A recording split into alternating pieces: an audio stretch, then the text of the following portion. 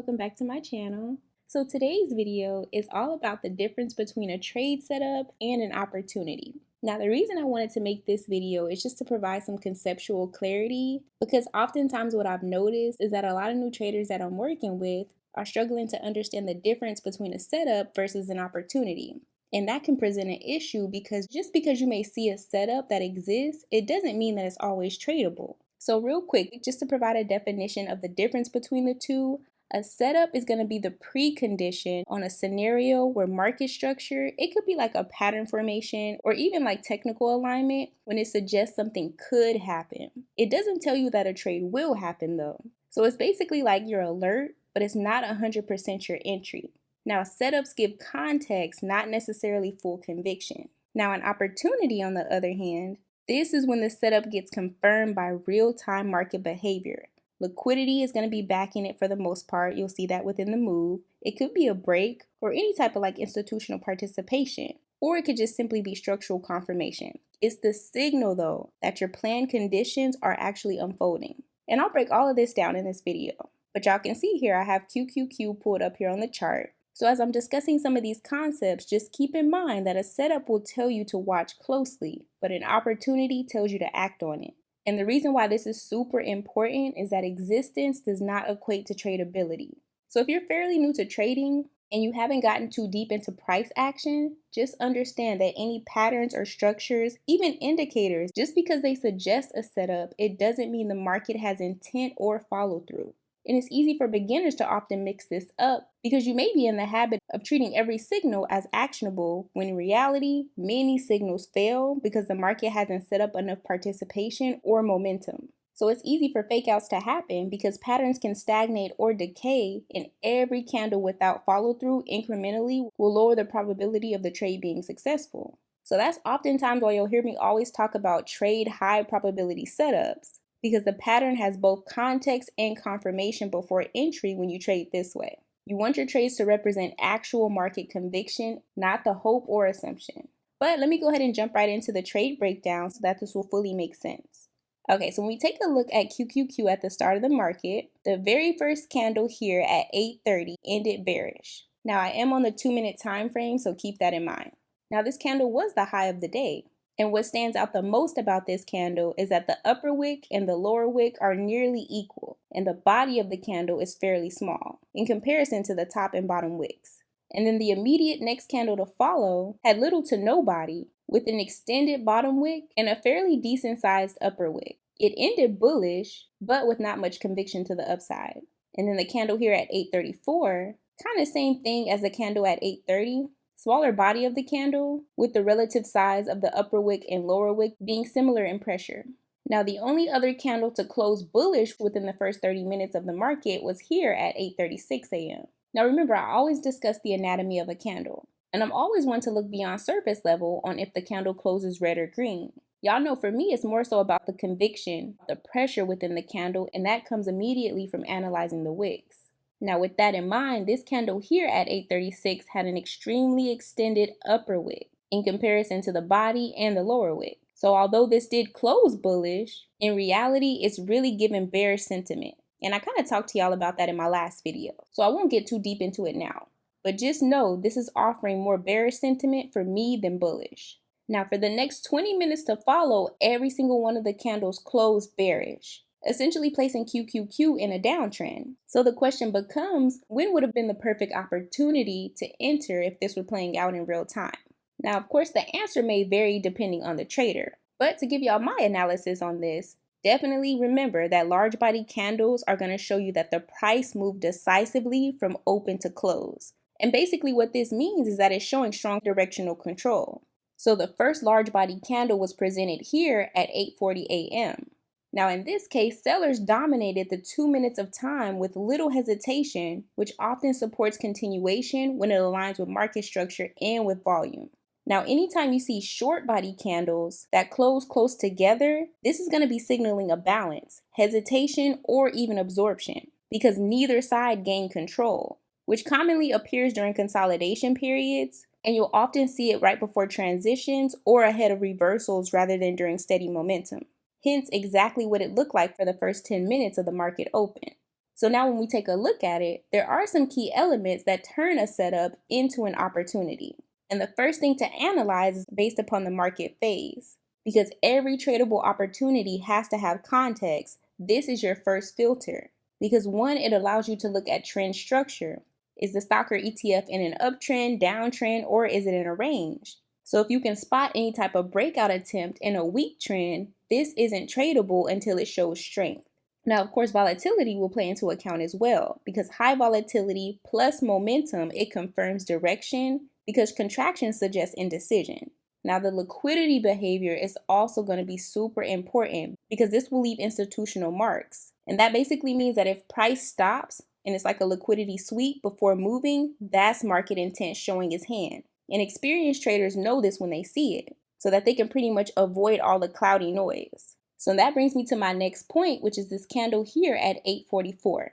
Now, when we take a look at this specific candle, we see that the body is decently sized relative to the candle that preceded it, but we see that it has an extended bottom wick. Now, all this length of the bottom wick here signifies is that buyers wanted to take back over control, but it didn't play in their favor to have the candle close bullish. So when you pair that with the fact that this specific candle created a lower low with this bottom wick, essentially you can layer that with the fact that the volume also increased as well. So granted, there was bullish sentiment, but sellers ultimately had the full control. The lower low was created, the volume was extended, and it was a longer bodied candle. So all of that in combination would have gave you the first clue that a full sell-off would be anticipated. Because you never want to forget the fact that breakouts without trend context are just setups. But breakouts with momentum expansion and structural change become opportunities. Now, when we take a look at this candle here at 846, it was nearly the exact opposite when we look at the pressure, because the upper wick of this candle is extended, and there's little to no bottom wick of the candle. It still has a relatively decent size of the body of the candle, but the full story is told again with the upper wick. And at this time, sellers were displaying the fact that they were fully in control. Hence, for me, presenting the opportunity. So the setup presented itself, and the opportunity stamped the trade's direction. Now, there was a drop-off in volume here, but in this case, the drop-off was likely directly correlated to the buyers. So you definitely don't want to mix that up as far as how you interpret market structure and price action, because a setup without volume backing rarely becomes profitable long-term, and that's why so many strategies fail without this check. So that's why I say remember that a trigger is your entry rule. It could be a structure break, it could be a retracement hold, and an invalidation level is your logical stop. So that could be like break of structure on the opposite side. So good setups have two main things that are clearly always defined. If price triggers and volume supports it, there's an opportunity. If it fails to trigger or moves without volume, then there's no trade. Because in all actuality, any type of filter will give you context, but triggers give you action cues. So it's more of a concrete way of having a pattern if you see it, and that's when they can lead to becoming opportunities. And you will see a shift in how the candles behave when they form setups to being tradable moves. So the commonality is in the fact that when you look at continuations, these are setups. They become opportunities when price has clear trend structure behind them and it expands in the direction of the trend. But there is a difference, and that's why some continuation trades work and others may fail. Now, when you're analyzing breakouts, for example, a breakout setup is just priced near a level of interest. It only becomes an opportunity when it breaks with volume expansion and it holds above or below on a retest. So if it lacks the retest plus volume confirmation, it can just be possible action, not necessarily probable trading. Now, if you want to trade reversals, it's also a good idea to keep in mind that they turn into opportunities when price gives a change of character, and this can be a structural break. Volume may also confirm the conviction as well, but more importantly, liquidity has been traced, hence a false breakout, and rejected. So the more elements that fit the criteria that you demand for a reversal confirmation, the fewer false signals you'll take, but the ones you do take will be higher quality.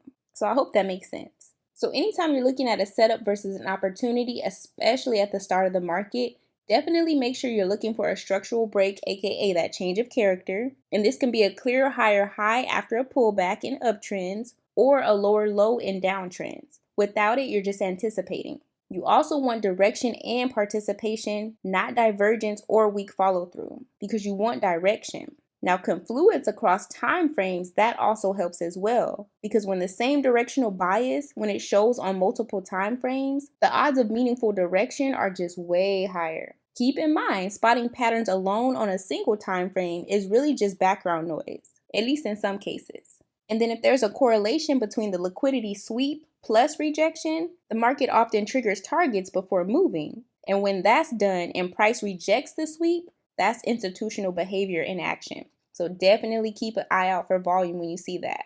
Now, the real benefit for traders who understand the difference between a trade setup and the opportunity is just reducing those false signals. That's usually the biggest hangup for new traders because beginners often trade setups that never really develop. But when you actually wait for an opportunity, you dramatically reduce the chances of those losing trades because you'll only look for clearer invalidation points, so your risk can be tighter and your planning more accurate. It's just basically like eliminating what's wrong.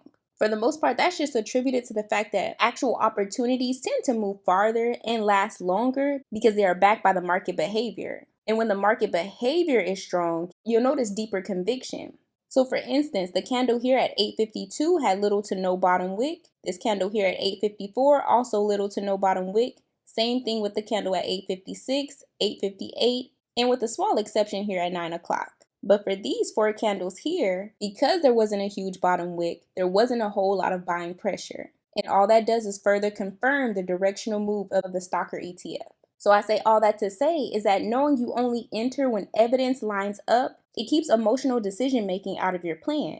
So traders who chase setups often overtrade and they undermanage risk and they end up with inconsistent performance. So you never want to put yourself in that position on purpose, because truly what matters most is defining your entries and exits with those triggers and then completely eliminating anything that has invalidation within the logic.